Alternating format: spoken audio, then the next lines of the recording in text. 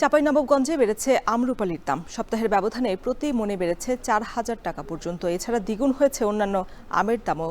এ বিষয়ে বিস্তারিত জানাতে কনসার্ট আম বাজার থেকে যুক্ত হচ্ছেন সহকর্মী সোহান মাহমুদ। সোহান, আমের দাম হঠাৎ করে এতটা বাড়ার কারণ কি, আর বর্তমানে কোন আম কত টাকা বিক্রি হচ্ছে জানাবেন?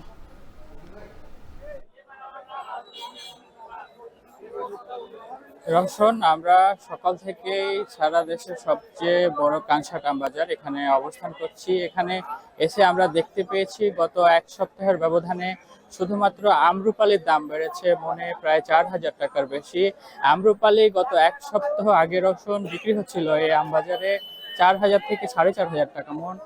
আজ যা আজ যা বিক্রি হচ্ছে ৮ থেকে ৮,৫০০ টাকা পর্যন্ত।